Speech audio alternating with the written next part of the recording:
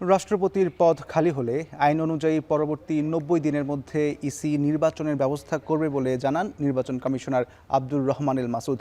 সকালে নির্বাচন কমিশনে ব্রিফিংয়ে কথা বলেন তিনি। গত কয়েকদিন ধরে রাষ্ট্রপতির পদত্যাগের বিষয়টি নিয়ে আলোচনা চলছে। অসুস্থতাকে পদত্যাগের সম্ভাব্য কারণ হিসেবে দেখানো হতে পারে, এমন খবরও শোনা যাচ্ছে। তবে রাষ্ট্রপতি ঠিক কবে পদত্যাগ করতে পারেন বা তার স্থলাভিষিক্ত কে হবেন সে বিষয়ে এখনও কোনো চূড়ান্ত সিদ্ধান্ত হয়নি বলে জানা গেছে। তবে মোহাম্মদ শাহাবুদ্দিন পদত্যাগ করলে সংবিধান অনুযায়ী স্পিকার সাময়িকভাবে দায়িত্ব পালন করবেন। এরপর নির্ধারিত সময়ের মধ্যে এমপিদের ভোটে নতুন রাষ্ট্রপতি নির্বাচিত হবেন।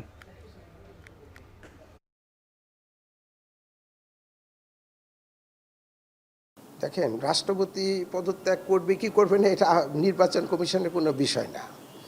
রাষ্ট্রপতির পদ যদি খালি হয় কোনো কারণে, সেটা পদত্যাগের মাধ্যমে হোক বা অন্যভাবেই হোক, তাহলে নির্বাচন কমিশন আইন অনুযায়ী পরবর্তী ৯০ দিনের মধ্যে নির্বাচনের ব্যবস্থা করবে।